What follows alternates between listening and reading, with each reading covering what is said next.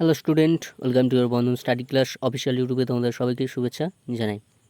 তোমরা যারা BA second সেমিস্টারে পড়ছো ক্যালকাটা ইউনিভার্সিটির আন্ডারে, তোমাদের যাদের ফিলোসফি আছে CC2 GE2 মানে সাপ্লি আছে সেকেন্ড সেমিস্টার ফিলোসফি, সেই সাপ্লি এক্সামের জন্য কী কী প্রশ্ন এখন থেকে পড়তে হবে তোমরা দেখে নাও এবং সেইগুলো খাতায় নোট করে এখন থেকে পড়া শুরু করে দাও। তো চলো ভিডিওকে শুরু করা যায়। শুরু করার আগে চ্যানেল নতুন চ্যানেলটি সাবস্ক্রাইব করে এবং ভালো লাইক করো, বন্ধুদের শেয়ার করো, বোকার জন্য সবাই পায়।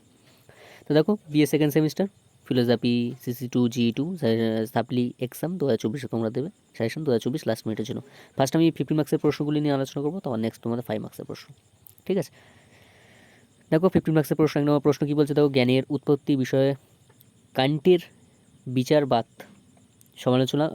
সমালোচনা সহ ব্যাখ্যা করো। অত্যন্ত গুরুত্বপূর্ণ, এখানে যে প্রশ্নগুলি রেখেছি সবটাই বাছাই করা।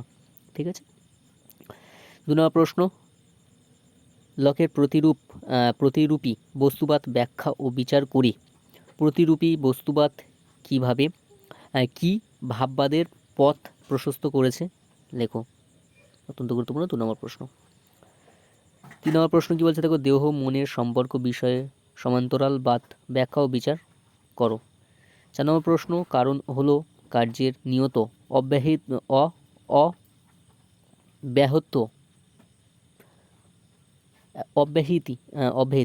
অব্যাহতি পূর্ববর্তী ঘটনা, কারণ কার্য সম্পর্কে এই মতবাদটি লেখো।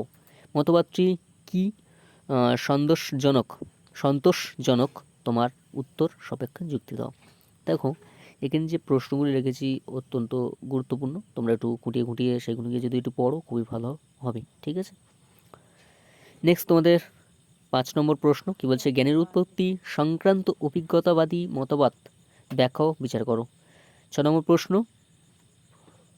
বার্কেলের আত্মগত ভাববাদ ব্যাখ্যা ও বিচার করো।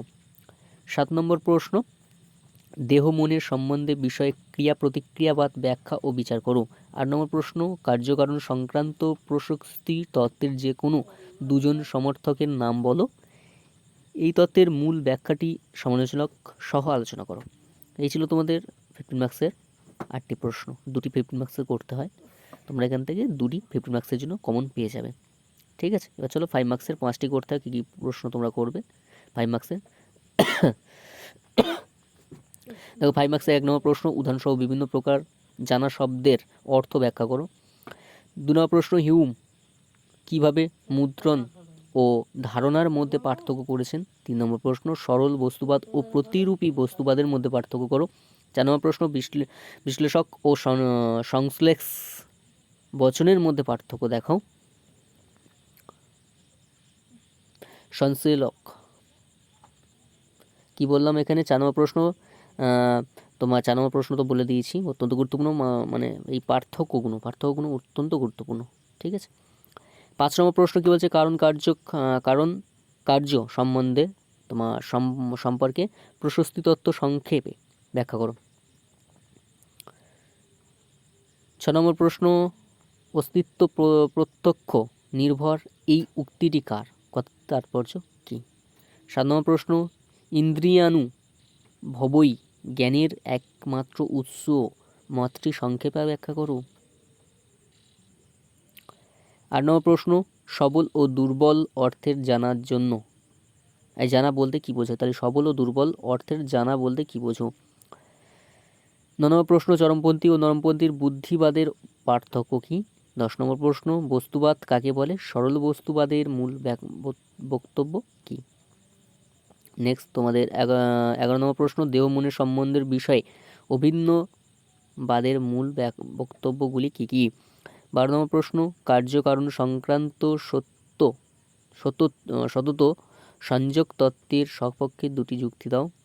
13 নম্বর প্রশ্ন, সহজাত ধারণা কাকে বলে। লক কী রূপে সহজাত ধারণার অগুণ, তাহলে ধারণার খগুণ করেন। নেক্সট প্রশ্ন, তোমাদের লাস্ট প্রশ্ন 14 নম্বর, আমি চিন্তা করি অতএব আমি আছি উক্তিটি ব্যাখ্যা করো। দেখো, তোমাদের 15 নম্বরে 5টি করতে হয়, মানে 5 নম্বরে 5টি করতে হয়, তাই জন্য একটু বেশি আছে। এখান থেকে কিন্তু তোমরা কমন পেয়ে যাবে। ঠিক আছে, আর তোমাদের 15 মার্কসের 8টা দিলাম, ওখান থেকে 2টো কমন পেয়ে যাবে। ঠিক আছে, আর আমি নেক্সট ভিডিও তোমাদের ফিলোসফি শর্ট প্রশ্নগুলি নিয়ে আলোচনা করে দেবো, সেগুলো করলেও ওখান থেকে কমন পেয়ে যাবে। তাই আজ এখানে শেষ করলাম। তোমার সব ভালো থেকো, সুস্থ থেকো, বন্ধন স্টাডি ক্লাস যুক্ত থেকো, চ্যানেল নতুন চ্যানেল সাবস্ক্রাইব করে আমার পাশে থেকো। তা আজ এখানে শেষ করলাম, দেখা হচ্ছে পরবর্তী সেশনে ভিডিও নিয়ে।